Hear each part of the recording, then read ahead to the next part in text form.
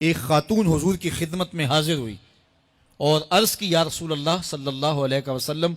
مجھ سے بدکاری سرزد ہو گئی ہے اور میرے پیٹ میں بچہ ہے اور میں چاہتی ہوں کہ آخرت کی سزا کی بجائے دنیا کے اوپر اس کی سزا مجھے دے دی جائے تاکہ میں پاک ہو جاؤں اور صاف ہو جاؤں، کیونکہ آخرت کی سزائیں بہت سخت ہیں۔ اللہ کے محبوب علیہ السلام نے جبریل امین سے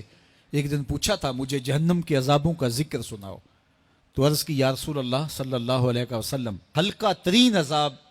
یہ ہے کہ جہنمی کے پاؤں میں آگ کے جوتے رکھے جائیں گے، باقی اس کے پورے بدن پہ آگ نہیں ہوگی، صرف آگ کے جوتے اس کو پہنائے جائیں گے، لیکن اس کی حدت، گرمی اور شدت اتنی ہوگی یغلی منہما دماغہ، اس کی شدت سے اس کا دماغ پگھل کر ناک اور کانوں کے ذریعے سے باہر آنا شروع ہو جائے گا۔ یہ سب سے ہلکے عذاب کی کیفیت ہے، اور جو عذاب سخت ہیں الیاذ باللہ، اللہ تعالیٰ قرآن مجید میں فرماتا ہے ثم لا يموت فیہا ولا یحیا، اس بڑے عذاب کا ذکر کیا جو جہنمیوں کو دیا جائے گا، فرمایا اس عذاب کی کیفیت یہ ہوگی بندہ نہ جیے گا نہ مرے گا۔ جیے گا اس لیے نہیں کہ آگے اور پیچھے دائیں اور بائیں آگ ہی آگ ہوگی، تو اس آگ میں جینا کو جینا تو نہیں ہوگا، اور مرے گا اس لیے نہیں کہ موت کو موت آ چکی ہوگی۔ تو وہ کتنا سخت عذاب ہوگا الیاذ باللہ کہ ہلکے ترین عذاب کی کیفیت یہ ہے کہ پاؤں میں آگ کا جوتا اور دماغ پگھل کے ناک اور کانوں کے راستے سے باہر آ جائے۔ تو اس نے عرض کی یا رسول اللہ صلی اللہ علیہ وسلم میرے اوپر حد جاری کر دیجئے، اور اس نے کہا کہ میرے پیٹ میں جو ہے وہ بچہ ہے۔ اللہ کے محبوب علیہ السلام نے فرمایا جاؤ جب بچہ پیدا ہو تو پھر آنا۔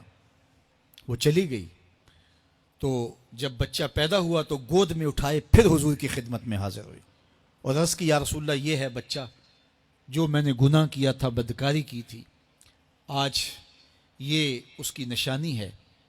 تو اللہ کے محبوب علیہ السلام نے فرمایا کہ اسے لے جاؤ اور اسے دودھ پلاؤ، اور جب یہ کچھ کھانے پینے لگ جائے گا تو پھر آنا۔ کچھ دنوں کے بعد وہ دوبارہ حاضر ہوئی اور اس نے اس بچے کے ہاتھ میں روٹی کا ٹکڑا دیا ہوا تھا، اور عرض کی یا رسول اللہ دیکھ لیجئے اب یہ روٹی کھانے لگ گیا ہے۔ اللہ اکبر۔ تو اللہ کے محبوب نے فرمایا انہیں لے جاؤ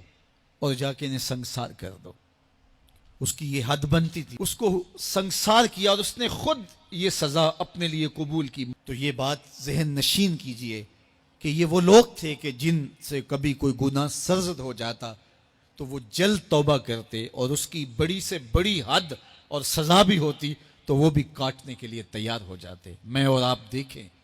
کہ ہماری زندگی میں اگر گناہ ہیں اور ہمیں سچی توبہ کی توفیق بھی نصیب نہیں ہے تو پھر ہم سوچ لیں کہ ہم کہاں کھڑے ہیں۔ دیکھیے اللہ دلوں کے بھید جانتا ہے۔ سچی توبہ یہ ہے کہ جو کیے پر ندامت ہو اور آئندہ نہ کرنے کا عزم مصمم ہو، پکا ارادہ ہو کہ یہ گناہ زندگی میں دوبارہ نہیں کروں گا۔ الگ بات ہے کہ پھر دوبارہ اس سے سرزد ہو جائے، لیکن جب وہ توبہ کر رہا ہو تو اس وقت اس کا پختہ عزم ہو اور اس کے دل کے کسی گوشے میں نہ ہو کہ چلو میں توبہ کر لیتا ہوں اور پھر ہو گیا تو پھر کر لوں گا۔ پکا عزم ہو کہ دوبارہ یہ گناہ نہیں کروں گا۔ اور اگر زبان سے توبہ توبہ کر رہا ہو اور دل میں ہو کہ ٹھیک ہے یہ تو صبح بھی مجھ سے عمل بد سرزد ہونا ہے، تو اللہ تعالیٰ سے یہ مذاق کرنے والی بات ہے، اور اللہ تعالیٰ سے جو مذاق کرتا ہے وہ کہاں کھڑا ہے وہ خود سوچ لے۔ وہ کیا کسی نے کہا تھا کہ توبہ کی پھر توبہ کر کے توڑ دی، میری اس توبہ پہ توبہ توبہ توبہ کر اٹھی۔ تو ایسی توبہ نہیں ہے کہ جو رسماً کسی مجلس میں چلے گئے، کسی اجتماع میں چلے گئے تو سب لوگوں نے توبہ توبہ کی تو وہ بھی توبہ توبہ کرتا رہا، لیکن اس کا عزم مصمم پختہ ارادہ نہیں تھا گناہوں کو چھوڑنے کا، تو یہ توبہ نہیں، یہ مذاق ہے۔ اس لیے اللہ کے حضور سچی توبہ یہ ہے کہ ما قبل کے گناہوں سے ندامت پیدا ہو جائے اور سچے دل سے ارادہ کیا جائے،